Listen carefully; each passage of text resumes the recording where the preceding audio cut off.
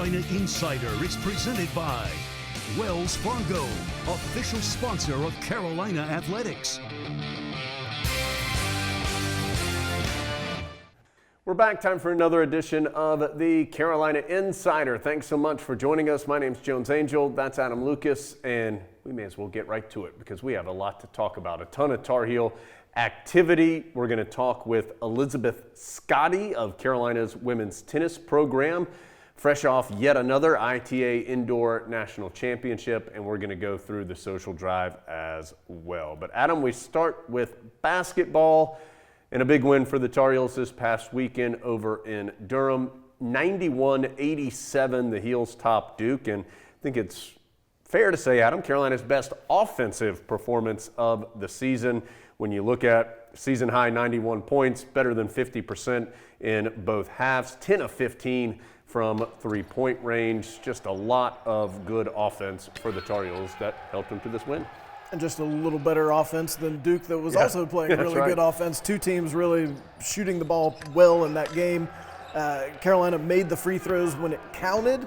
9 of their last 10 down the stretch to seal the win. That was a big road win. Carolina needed to play well on the road because they've got, as you know, a tough road game coming up on Saturday at Virginia. Just needed a good road performance to go into a very tough stretch of the schedule. 6 Tar Heels finished in double figures in this game, and they were led by Caleb Love, who had 25 points, 7 assists. He made 4 three-pointers in his 5 attempts from behind the arc. He was named ACC Freshman of the Week, second time that Caleb has earned that honor this year. RJ Davis and Day'Ron Sharp have also been named Freshman of the Week once this season for Carolina, and Adam, well-deserved, a terrific performance by Caleb Love. Well, and a great note by the team of Jody Zeugner and Steve Kirshner.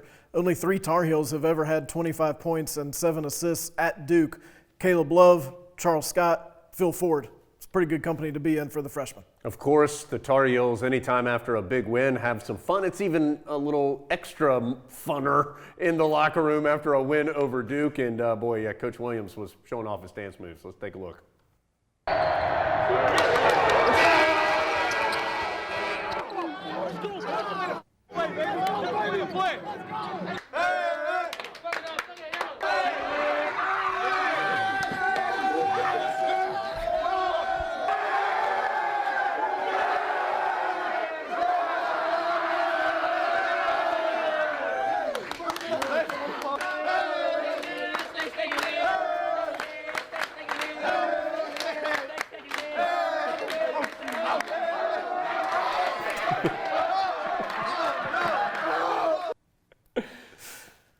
Anthony Harris and Coach Williams spent a long time putting that routine together to get just that moment, and they did it perfectly.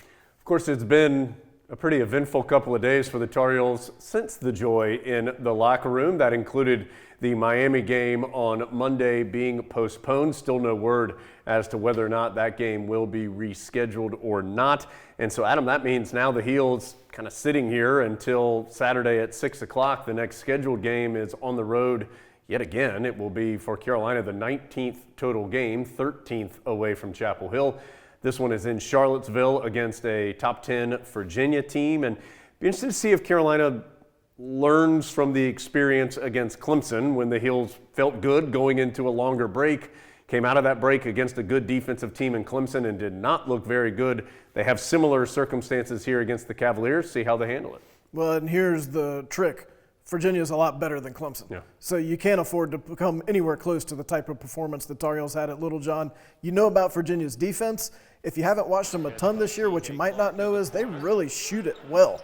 And they're good from the perimeter. Hauser and Huff and Murphy, all dangerous from 3 points. So Carolina's going to have to play well offensively as they did in Durham, but they're also going to have to play well defensively because Virginia can score this year. Yeah, Virginia taking and making more three-pointers than it has in recent history, and another formidable team for Tony Bennett up in Charlottesville. All right, let's change gears, and we mentioned this at the top of the show, but Adam, this has become an old hat for Carolina's women's tennis team. Another ITA Indoor National Championship for Brian Kalbus and his squad. It is the second consecutive year, third out of the last 4 years and fifth time since 2013 that the Tar Heels have won this national title. It came with a come-from-behind victory against the number 3 seeded Texas Longhorns. 4-3 was the final. We're going to talk to Elizabeth Scotty a little bit later in the show, who sealed up the game-winning point or the match-winning point for the Tar Heels in this one. Scotty, who is a sophomore, plus freshman Fiona Crawley, won the final 2 matches to earn that championship for Carolina, and then they were both honored this week. First, Scotty as the ACC Player of the Week, and then Fiona Crawley named the ACC Freshman of the Week. Plus, Adam, Sarah Davatella named the ITA Most Outstanding Player. So the Heels, Adam, the awards and the rewards go to the individuals when the team has success, and that's what you see there for Carolina's women's tennis team. Davatella is an incredible 15-0 in her matches at the ITA Indoor National Championship. 15-0. And as for Elizabeth Scotty, look, it's nice to be the ACC Player of the Week, but I think what she's most excited about is being on the Carolina Insider. That's coming up in just a minute, but let's go from women's tennis to men's tennis, because the guys will be competing in their version of the ITA Indoor National Titles this upcoming weekend. They are the number 2 seed in that event, which is being played in Champaign, Illinois. Their first match is Friday at 1 o'clock against Tennessee in the quarterfinals. The guys have had a lot of success in this event as well. They won it back in 2016. They've been to at least the semifinals in 4 out of the last 5 years. The women's team is undefeated, number 1 in the country. The men's team is undefeated as well, and number 2 in the nation, number 2 in that event, as we told you. Men's lacrosse got its season started this past weekend and did so in a big way on Sunday. Early game on Sunday morning against Denver, and the Tar Heels wallop Denver 24-13, the final score. Both those teams top 10 teams. The 24 goals, the most ever conceded by the Pioneers. And Adam, what a great match for the Heels. 10 different players scored, including Chris Gray, who scored 6 times. He also had an assist, and for his work was named the ACC Offensive Player of the Week. Carolina men's lacrosse sneakily kind of loaded this year. Keep an eye on them. Not as highly ranked right now as the women's program, but they're good. Oh, Adam, what a transition. Because speaking of the women's program, they're number 1 in the country, looking to get their season started this weekend. Had a game on Saturday against James Madison that has been postponed. So the Tar Heels anticipating to start their season now Sunday to get things started. They are number 1 in all the different women's lacrosse polls. They return co-national player of the year in Katie Hogue and Jamie Ortega. So Adam, this is a good team too. Had a chance to talk to Taylor Moreno, the goalkeeper, this week, who's another one of those seniors who wasn't expecting to be able to return. She was talking about how excited they are to finally be able to get out on the field. They feel like, obviously, they've got a great chance at winning a national title. From women's lacrosse to women's basketball, the Tar Heels have had a bit of an up and down year as they've tried to navigate through this unique COVID season, but had one of their higher highs of the season as they took down number 4 NC State. That was in Carmichael on Sunday. 3rd year in a row that the Tar Heels have beaten a top 10 ranked NC State women's program. Freshman Alyssa Ustby had 20 points and 12 rebounds. Stephanie Watts had 17 points in the game as well. And just like the guys, the women were excited in the locker room after their big win as well. Yeah!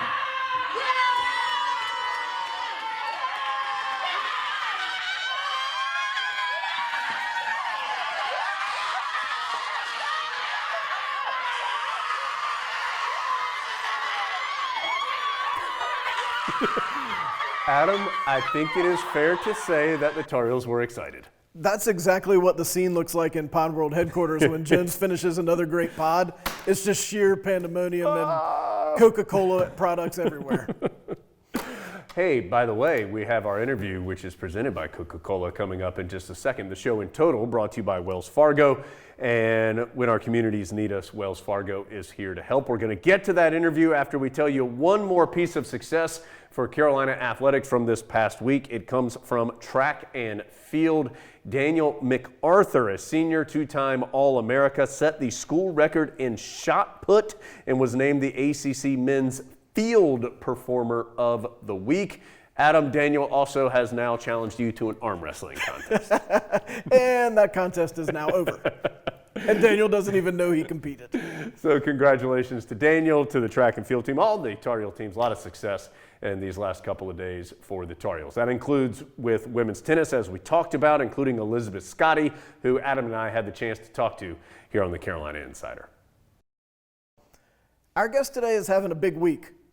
Sunday night / early Monday morning, win a national championship for the Tar Heels. Earlier this week, named ACC Player of the Week, Elizabeth Scotty. What's this week been like for you? It's been full of a lot of emotions, but overall just super exciting and very good start to the week. Elizabeth, so we want to talk about the clinching point for Carolina to win the ITA indoors here coming up in a little bit. But as Adam referenced, the entire match against Texas didn't start until I think it was around 10:30 Eastern time, late on Sunday night. How do you stay ready when you're not starting until so late in the day? Well, it's kind of funny because my team always calls me like the grandma in the group, and like my bedtime is 10 o'clock. So it was, I had a very long nap during the day. We sort of knew there was a lot of good teams competing before us that we knew would like kind of have to battle out there. So we were planning on playing later than the predetermined 6:30 that we were supposed to be at. So I took a long, at least 1-2 hour nap. So that's how I stayed awake. Adam, you and Elizabeth sound like kindred spirits there. That's exactly right. Once Matlock goes off, then you got to go to bed. It's time to get some rest. Wheel of Fortune's over. It's bedtime. So Elizabeth, take us through your match. And for Tar Heel fans who don't know, Elizabeth had the clinching point for the Tar Heels in a 4-3 win over Texas to win the ITA indoors. Big comeback for you in this match. Elizabeth, take us all the way through it. Well, I mean, it was a long match start to finish. I actually had the lead in the first set, up 2-0. I know my opponent pretty well, Charlotte. We have trained together a bit and stuff, so I knew that she was a really good player.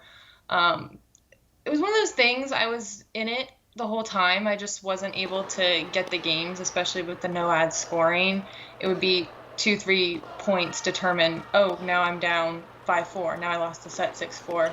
So going down 0-4 in the second, I still felt like I was in it, but even though like the score is like, you really shouldn't have a chance. But like my team, they just supported me so hard throughout, and Allie, Sanford, and Lex were next to me. And after Lex finished, they were just screaming every single time I won a point, and it just kind of helped me get back into it. And once I got that second set, I was feeling like very confident going into the third. I started playing a little bit looser, like just relaxed, and started ripping balls more. So that I think really helped me carry that through the third set. I assume you're aware of what is happening on other courts as the score is sort of evolving, and you realize that it's down to you, I'm guessing. Well, I knew Cam had lost because there was a lot of just crazy "Go Texas" things being shouted, and I knew he was down for a while. I'm not a big scoreboard checker. I don't like to look and see what other people are doing, but you can just tell. So I knew that Fee was losing for a little while, but then everyone started, I just heard Fee, like go Fee, go Tar Heels. So I'm like, okay, I think she's coming back. So I'm like, I'm not gonna look, but it might come down to me, and like that's not normal, I guess, because normally I'm one of the first people off, win or lose. I play pretty quickly, so it's kind of a rarity for me. Elizabeth, what is, when you're down in a match like that, how do you get out of your own head? Like, you know, how do you kind of stay with the process of just, hey, point by point, game by game, just trying to climb back in it, as opposed to like, oh man, I'm way down here. I've got to make all this happen. No, I mean, it's true what you said. Coach Thompson came up to me and said, it's just 1 point at a time. Stay focused, really make her earn them. I think I was being just a little bit too carefree with some of those points, and he just said, make her earn all of them, really fight, dig in. And he was like, this is such a good experience. And I'm like, are you sure? I'm down to set in 4-0. I wouldn't put that down as a great experience, but it did become one once I kind of dug in there.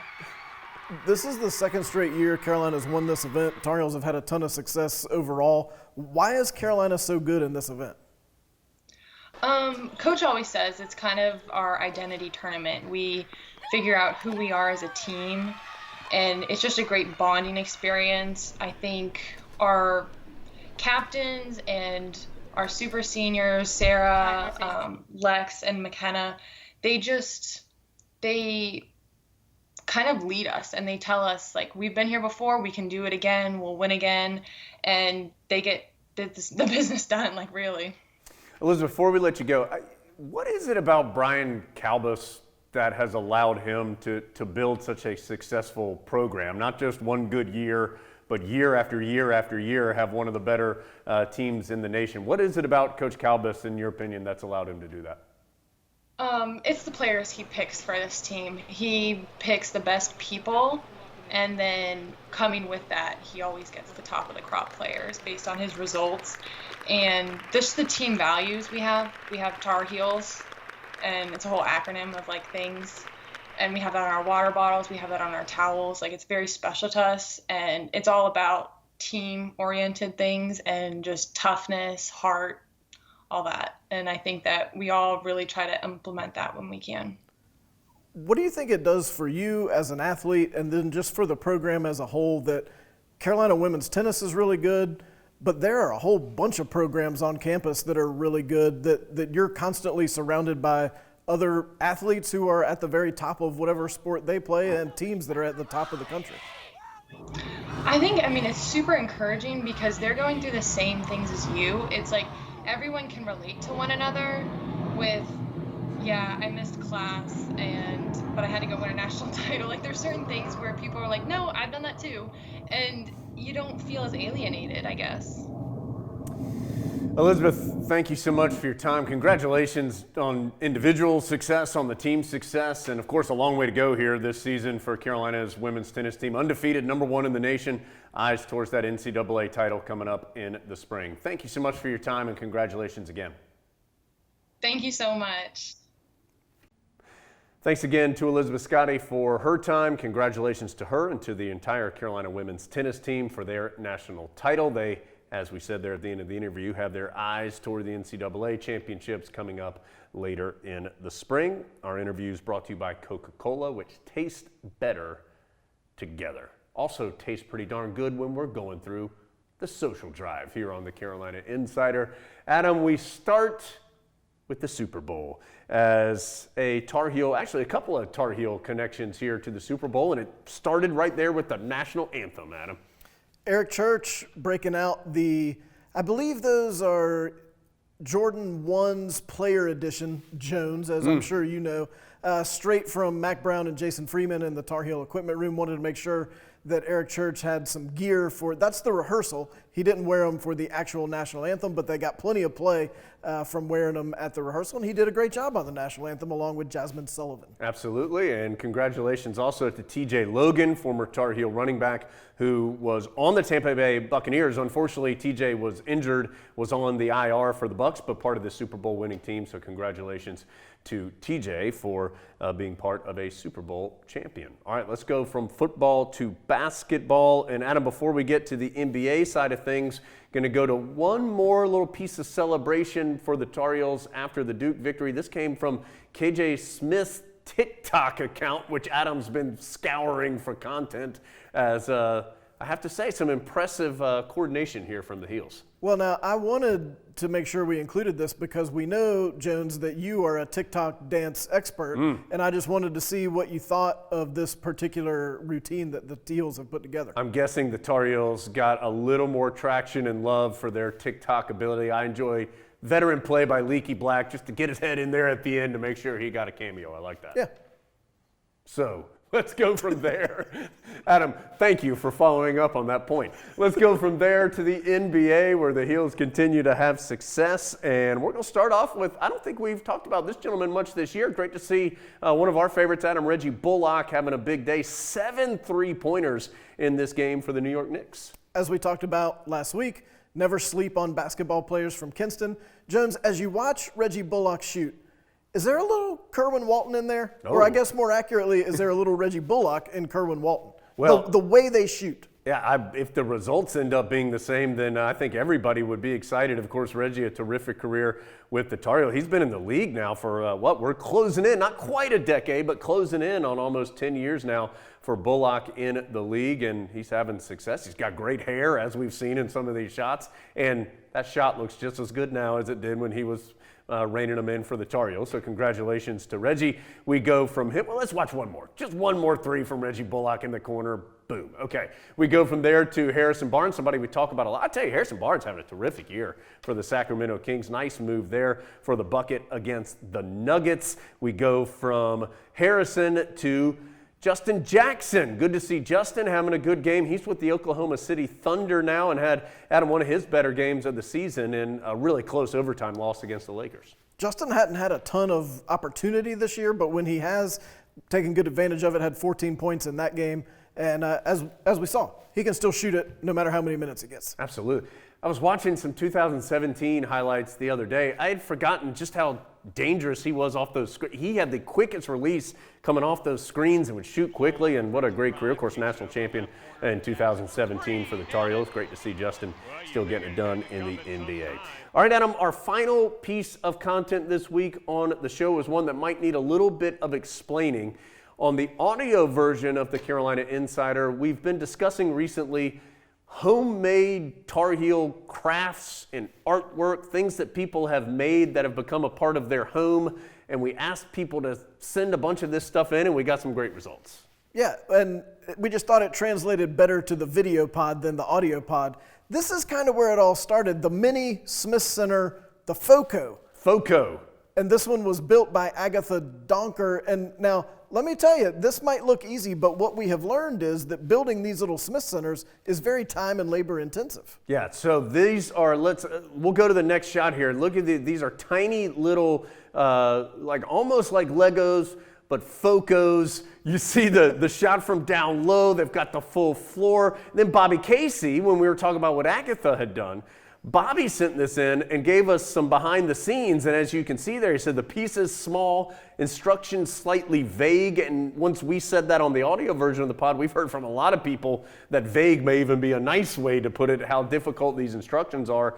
Took him nearly 24 hours to build, but it was all worth it when you have a tiny Smith Center. Little known fact, Bobby Casey actually did that straight through. 20 hours straight through. He took no breaks until that Smith Center was completed. All right, so this started the conversation, but then Adam, we've gotten a lot more. Here's Rusty Sebastian. This is little tiny Ramses that his daughter, I think, crocheted, I think it's the right term. That's right. For how she made this, and it's made some travels around the country with Rusty. Yeah, he's traveled all around the world, and Rusty's daughter, talented artist in many different ways, not just a crocheter, but also an artist. This is a watercolor of the old well that she did. That's great right there. Yeah, that's some good work. And so this has just spurned, Adam, all kinds of stuff. Here's, Adam, now the backstory on this one from Frankie Vickers to me is hilarious. So you may be looking at that and being like, wait a second, that looks a little bit odd. Frankie originally made this at 7 years old for the 1993 National Championship. The original drawing was North Carolina Tar Heels and the championship banner from 1993. So when the Tar Heels started railing off all these other titles, 3 more since 05, Frankie said, it was a good idea for 7-year-old Frankie to do this. I'm just gonna keep adding to it. And so Frankie kept this random piece of paper that started from 7 years old, and look at it now. That's really good for a 7-year-old. Yeah, it is. And I like that it was the older school Ram wearing the little beanie. Strutting Ram. Yeah, I like that. That was good work. strutting towards the Louvre, I believe. Okay, so now I have, Adam, I feel like I've seen one of these before. Lindsay Carroll sent this one in. It was at my house. Saying that Lindsay's parents had this cross stitch in their house her whole life. And I've definitely seen this little, I'm going to call it a limerick. I don't know if that's accurate or not, but I've definitely seen that before. It's a little longer than a haiku, not quite as long as a sonnet. So that was a good one. And then Adam, Ryan Helms sent this one, and this is some craftsmanship right there. Now this is awesome. This belongs in Pod World headquarters. Ryan Helms basically manufactured this, and he was going to put it on his truck. And then he essentially realized it was too awesome to put on his truck because some idiot might steal it. So it just has a place of honor in Ryan's home. And Ryan, if you ever get tired of it, just send it our way. So, of course, you see the Argyle on the top and the bottom there, Adam. So that brought up a whole nother angle to this, and that's all the Argyle things that Tar Heel fans have done. I am highly impressed with Jared McCullen's Argyle cornhole boards. I think those are sweet. I like how he also color coordinated the beanbags. Like, this isn't just some halfway job. No. He went ahead and did everything, and I appreciate his comment about my potty mouth. Yeah, I appreciate him making sure that we use clean language, which sometimes Adam does not do. Here's some more cornhole boards going with the old school, the Robo-Ram logo there for the Tar Heels. Alan Huffman also showing off some of the Argyle border that is in his man cave Tar Heel fan room, which we get a good look at there. And what we have heard, Adam, from multiple different fans is that the Argyle is not easy to do. We see some there from Alan. Let's go to another one. We've got some more here. There's Aaron Gully. That's a classy touch there, I feel like, from Aaron Gully at the top of some kind of bar, hangout, sports room in Aaron's house. We've got some more here, I think, of the Argyle. There's Dr. Wesley Lindsay, a.k.a. Johnny Bananas, also sent us some. That's an impressive man cave there with a whole bunch of Tar Heel memorabilia and some different takes on the Argyle. And as Dr. Lindsay says, can confirm a huge pain in the backside to paint that. He had to hire a pro. So some Tar Heels have taken some dramatic steps to get some pretty sweet memorabilia looks in their homes. And that pro was Jones. Yeah, that's right. If you've got some more homemade stuff in your house and you're sitting there looking at it and thinking, hey, Jones and Adam, my stuff's just as cool as that, CarolinaInsiderPod@gmail.com. If you've had any Argyle painting incidents, let us know about those as well. Always like seeing stuff like that. All of that was really cool. Yeah, it really was. We appreciate everybody sending that in and appreciate you being with us today. We'll be back next week. Can't wait to see you on the next edition of the Carolina Insider. See you later, Big Grit.